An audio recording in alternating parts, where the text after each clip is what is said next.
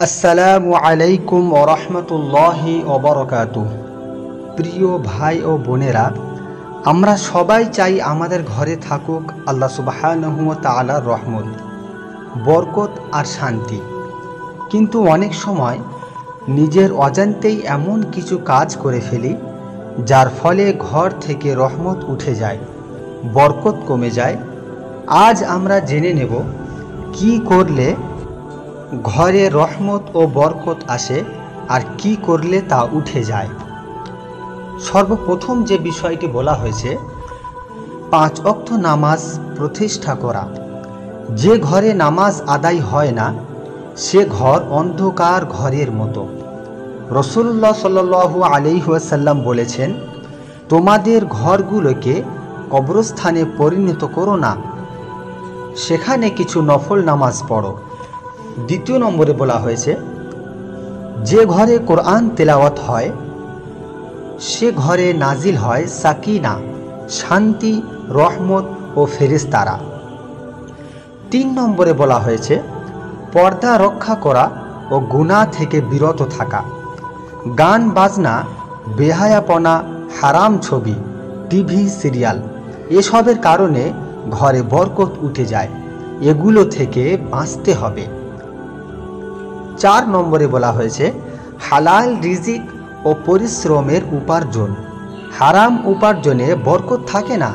হালাল খাও, হালাল রিজিকের ব্যবস্থা করো, তবেই ঘরে শান্তি আসবে।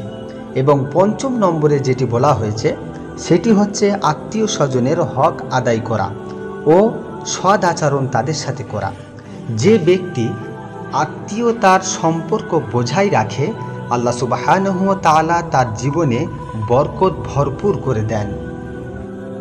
এরপরে 6 নম্বরে বলা হয়েছে, আরেকটি কথা বলি প্রিয় দর্শক, ভিডিওটি মোটেই স্কিপ করবেন না, প্রত্যেকটি কথা খুবই গুরুত্বপূর্ণ, আমাদের সকলেরই এ বিষয়ে জানা খুবই জরুরি।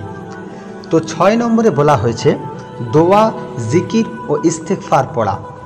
ইস্তেগফার করো বেশি বেশি করে, কারণ তা বরকতের দরজা খুলে দেয়। ইস্তেগফার এবং দোয়া আল্লাহ সুবহানাহু ওয়া তাআলার কাছে বেশি বেশি করতে হবে, তাহলে আল্লাহ পাক আপনার ঘরে রহমত এবং বরকত দেবেন। দেখুন 7 নম্বরে কি বলা হয়েছে, খাবারের আগে ও পরে বিসমিল্লাহ ও দোয়া পড়া। খাবার শুরুতে বিসমিল্লাহ না পড়লে শয়তান খাবারে অংশগ্রহণ করে। সুপ্রিয় দর্শক, এটা খুবই গুরুত্বপূর্ণ। খাবার শুরুতেই আমরা আল্লাহ সুবহানাহু ওয়া তাআলার কাছে খাবারের দোয়া পড়ে তারপরে খাবার শুরু করব ইনশাআল্লাহ। 8 নম্বরে যে বিষয়টি বলা হয়েছে সেটি হচ্ছে ঘরের পরিচ্ছন্নতা ও পবিত্রতা। নাপাক ও অপরিচ্ছন্ন পরিবেশও রহমত আসে না। ঘরকে রাখতে হবে পরিষ্কার ও সুগন্ধময়। প্রিয় দর্শক, এটাও আমাদের লক্ষ্য রাখা দরকার, ঘরকে সব সময় পবিত্র রাখতে হবে। ঘরে যাতে নামাজ, কোরআন তেলাওয়াত করতে কোনো রকমের বাধা আমাদের সামনে যেন না আসে। এগুলো ছিল ঘরে রহমত এবং বরকত হওয়ার কিছু কারণ। এবারে আরেকটি জিনিস লক্ষ্য রাখুন, যে কাজগুলো করলে ঘরে রহমত এবং বরকত উঠে যায়।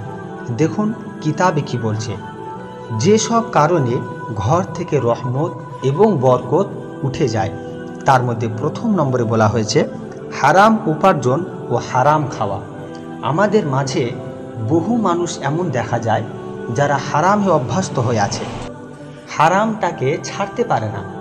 প্রিয় ভাই এবং বোনেরা, আমাদের হারামটাকে অতি অবশ্যই ছাড়তেই হবে, তারপরে আল্লাহ পাক ঘরে রহমত এবং বরকত দেবে।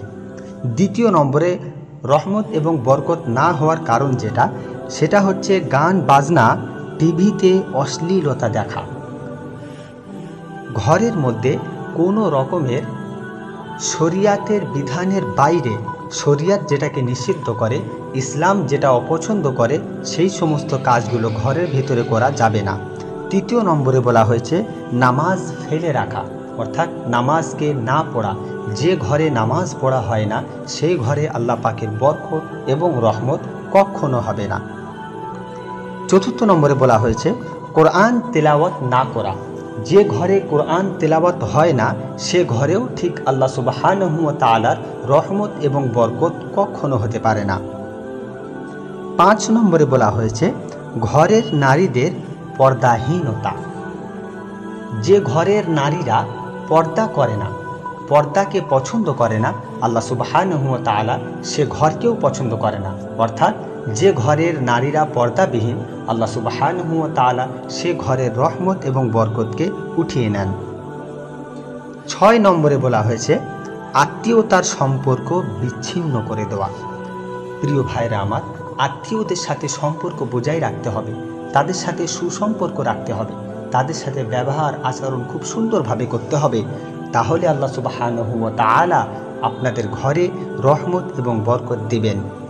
এবং সর্বশেষ যে বিষয়টি বলা হয়েছে সেটা হচ্ছে অহংকার, ঝগড়া ও বিবাদ ও গীবত করা। এই সমস্ত জিনিস থেকে আল্লাহ সুবহানাহু ওয়া তাআলার কাছে দোয়া চাইতে হবে, আল্লাহ পাক যেন আমাদের এই সমস্ত জিনিস থেকে হেফাজত করে নেন। প্রিয় বন্ধুগণ, তারপরে কোরআনের ভাষায় আল্লাহ সুবহানাহু ওয়া তাআলা কি বলছে দেখুন, যদি তোমরা কৃতজ্ঞ হও আমি অবশ্যই তোমাদের আরও দেব, আর যদি অকৃতজ্ঞ হও তাহলে আমার শাস্তি কঠোর। এর দ্বারা বোঝা যায় আল্লাহ সুবহানাহু ওয়া তাআলা বলছেন যতটুকু রিজিক তোমাকে দেওয়া হয়েছে অতটুকু রিজিকের ওপরে আল্লাহ সুবহানাহু ওয়া তাআলার সন্তুষ্টি এবং তানার প্রতি প্রশংসা করতেই হবে। তাহলে আল্লাহ সুবহানাহু ওয়া তাআলা আমাদের রিজিকটাকে আরও বাড়িয়ে দেবেন। আরেকটি জিনিস সর্বশেষ অংশে যেটা না বললে নয় সেটা বলতে হয়। প্রিয় ভাই এবং বন্ধুরা, আসুন আমরা প্রতিজ্ঞা করি, ঘরকে বানাবো ইবাদতের কেন্দ্র, ভালোবাসা ও বরকতের জায়গা। আল্লাহ সুবহানাহু ওয়া তাআলার রহমত যেন আমাদের ঘরকে ঘিরে রাখে সব সময়। এবং আল্লাহ সুবহানাহু ওয়া তাআলার কাছে বেশি বেশি আমরা ঘরে ইবাদত করব, নামাজ পড়ব, কোরআন তেলাওয়াত করব।